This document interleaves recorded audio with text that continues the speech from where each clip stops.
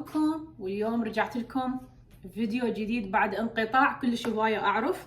والله ما عندي وقت، يعني ملتهية بين البيت وبين الشغل، ما جاي يلحق. بس اوعدكم انه هيك راح ارجع اسوي فيديوهات ولو بين فترة وفترة، بس ما انقطع هاي الفترة الطويلة اللي انقطعت بيها. اليوم رجعت لكم فيديو شنو؟ فد شي الكل يحبه. شنو تتوقعون؟ سويت لكم لام شانك. شنو رأيكم؟ طبعا مو بس شكله حلو، الطعم ولا أروع. إذا تحبون تشوفون طريقة اللام شانك ابقوا وياي. حبايبي نبدي بالمكونات مال سلق اللام شانك. أول شي طبعا اللام شانك، عندنا هذا اللام شانك. أول شي بس شوي أنظفه، أي شي زايد ممكن تشيلوه، هاي الشغلات الزايدة شويونة، مو كل الفات تشيلوه، شويونة من عنده راح ننظفه. بعدين عندنا البهارات المشكلة، هسه راح اقول لكم عليها كلها.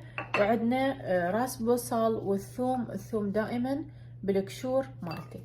اول شي هسه راح ننظفه اللام شانك كله من هذه، قلت لكم الشغلات الزايدة من عنده. حبايبي بعد ما غسلناه زين وطلعنا كل الزفرة من عنده، شوفوا راح نخليه بجدرية، وكل شي ما نخلي له بهارات. اول مره نطلع الزفره مالته، حطيت له مي، نخلي له بعد مي ونخليه على النار. وهذا حبايبي شوفوا، ما خليت له المي، ما نخلي بهاراتنا، نخلي بس فلفل اسود، ما نخلي ذيك البهارات ذيك بعد ما نطلع الزفره ونغسله كل الزين بعدها. هذا راح نخليه يغلي، بس يغلي راح نذب المي مالته ونغسله كل الزين. شوفوا حبايبي خليت عليه المي وخليت عليه فلفل اسود، هسه طلعت الزفره مالته، راح نذب المي كله وراح نغسله كل الزين. شوفوا حبايب بعد ما شلنا المي كله وغسلناه وغسلنا الجدريه وغسلنا اللام شانك حتى ما يبقى عندنا اي زفره، شويه ننتظر اي مي يروح.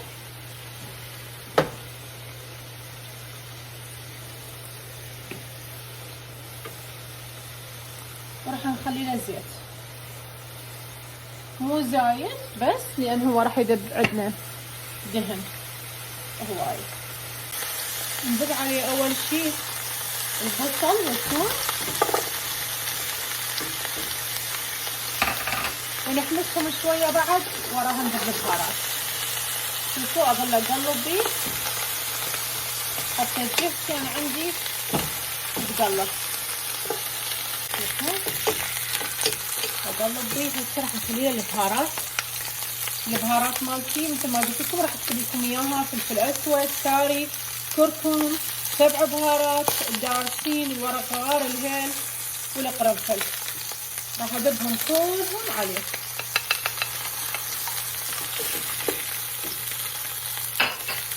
ونقليها ويا اللحم.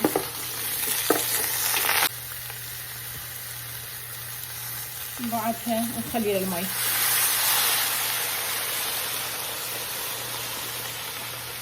مي يغطي.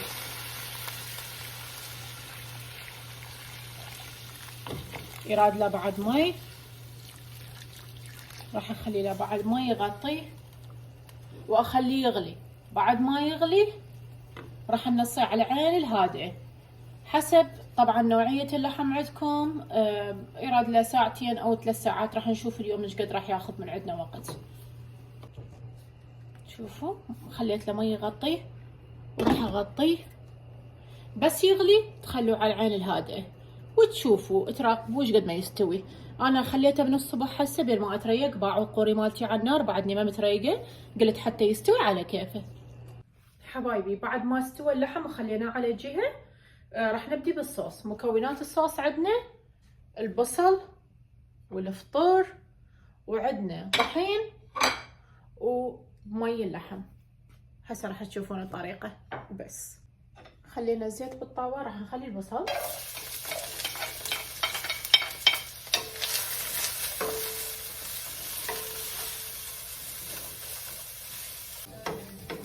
صفار كلش كافي.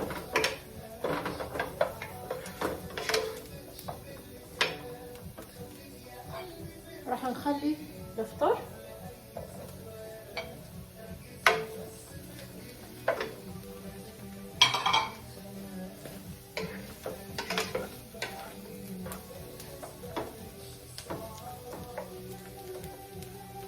ونخليه يذبل.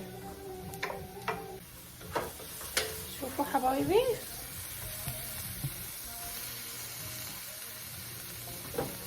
شوفوا شلون صار البصل والثوم. راح نخليه على جهة.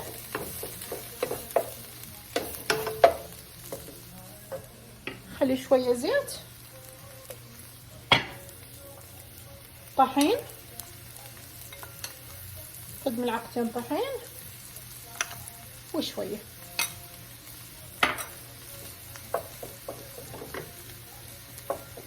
ونحنسل شوية، نحنسل كله مع بعض. وراح اذب مي اللحم.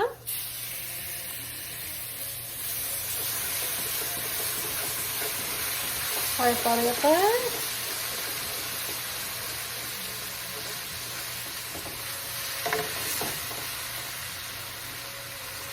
كله راح يمنع، ما راح يتكتل. شوية شوية تظلون تخبطون بيه، راح كله يمنع. شوفوا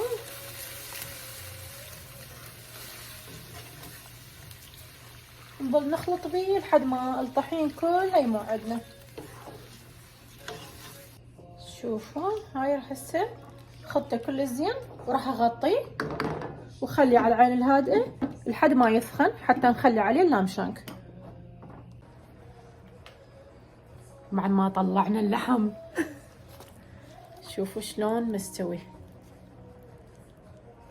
بعد ما طلعنا اللحم صفيناه من المي، راح نخليه بهذا الصوص اللي سويناه.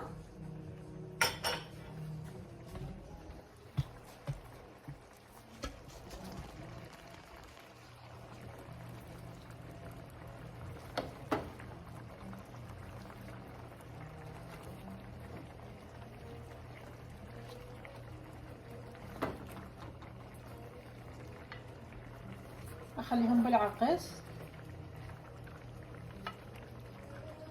بالعكس على مود لا ياخذون مكان حتى يكفي. خلاص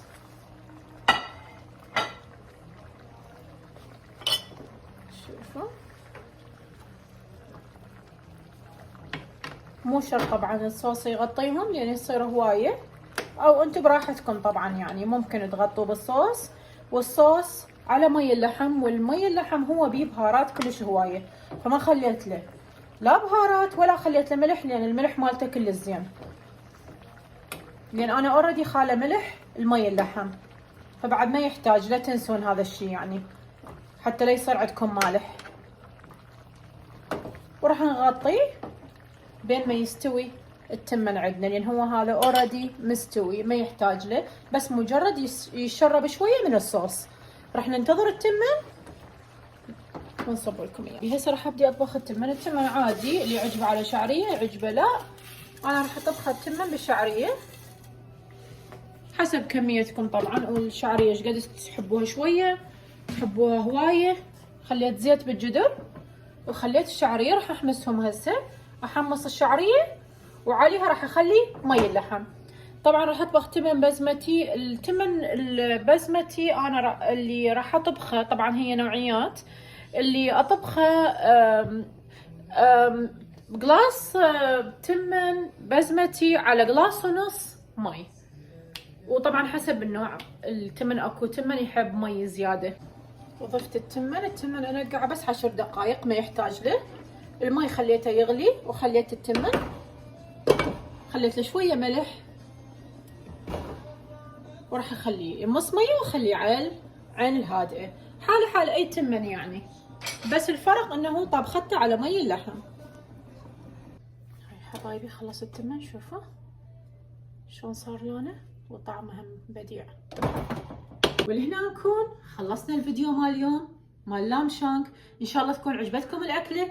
اذا عجبتكم وجربتوها قولوا لي لايك وسبسكرايب حبايب، واشوفكم فيديوهات جديده قريبا. شكرا حبايبي على المتابعه.